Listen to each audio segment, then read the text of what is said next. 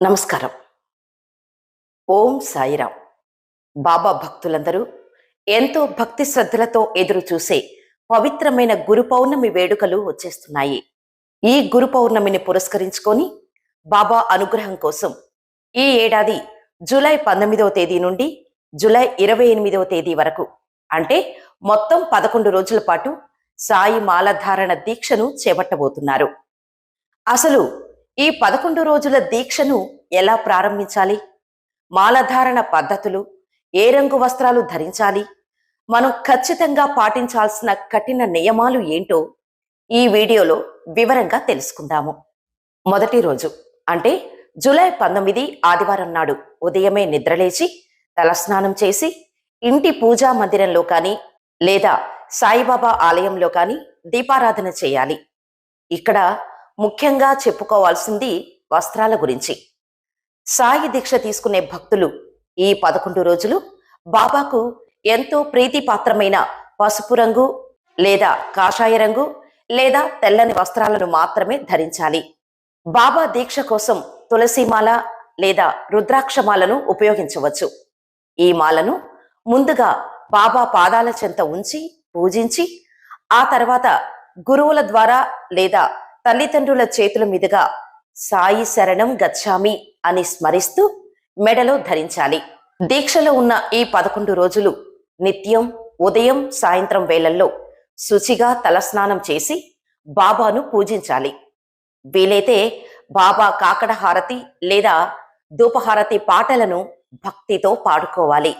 అన్నిటికంటే ముఖ్యమైనది ఈ 11 రోజుల్లో శ్రీ సాయి సచ్చరిత్ర గ్రంథాన్ని ప్రతిరోజు కొంత భాగం చొప్పున పారాయణం చేయాలి. దీనివల్ల బాబా మనింట్లోనే ఉన్నారనే ఆధ్యాత్మిక అనుభూతి కలుగుతుంది.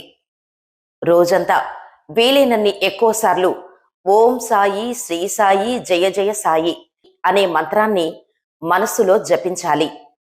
సాయి మాల వేసుకున్న భక్తులు కొన్ని నియమాలను అత్యంత నిష్ఠతో పాటించాల్సి ఉంటుంది.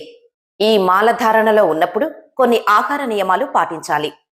సంపూర్ణ మధ్య మాంసాహారాలకి దూరంగా ఉండాలి. కేవలం సాత్వికాహారాన్ని మాత్రమే తీసుకోవాలి. ఉల్లి వెల్లుల్లి కూడా దూరం పెడితే చాలా మంచిది. దీక్షలో ఉన్నంతకాలం మంచం ఉపయోగించకూడదు. నేలపై చాప వేసుకొని పడుకోవాలి. అంతేకాదు సంపూర్ణ బ్రహ్మచర్యాన్ని పాటించాలి. మనసులో ఎలాంటి కోపతాపాలు, ద్వేషం ఉండకూడదు. ఎవరినీ కించపరచకూడదు. కాళ్లకు చెప్పులు లేకుండా నడవటం ఈ దీక్షలో ఒక భాగం. బాబా బోధించిన శ్రద్ధ సబూరి అంటే నమ్మకం, ఓర్పును జీవితంలో అలవరుచుకోవాలి. జూలై 28న మంగళవారం గురు పౌర్ణమి నాడు సాయిబాబా ఆలయానికి వెళ్లి విశేష పూజలు జరిపించి నైవేద్యం సమర్పించి బాబాకు అన్నదానం అంటే మహాప్రీతి. కాబట్టి ఈ పవిత్రమైన రోజున కొద్ది మందికైనా అన్నప్రసాదం పంపిణీ చేయడం వల్ల మీ దీక్ష సంపూర్ణ ఫలితాన్ని ఇస్తుంది. బాబాపై సంపూర్ణ విశ్వాసంతో ఈ 11 రోజులు నిష్ఠగా పూజిస్తే ఆ సాయినాథుడు మన కోరికలన్నీ నెరవేరుస్తాడు. మరి ఈ ఏడాది నేను కూడా జూలై 19 నుండి ఈ మాలధారణ చేస్తున్నాను. మీలో ఎంతమంది బాబా దీక్షకు సిద్ధంగా ఉన్నారో కింద కామెంట్స్లో ఓం సాయిరాం అని తెలియచేయండి. మరి ఈ వీడియో మీకు నచ్చితే సాయి భక్తులందరికీ షేర్ చేయండి. మరిన్ని భక్తి విశేషాల కోసం మన ఛానల్ని ఇప్పుడే సబ్స్క్రైబ్ చేసుకోండి. ఓం సాయిరాం.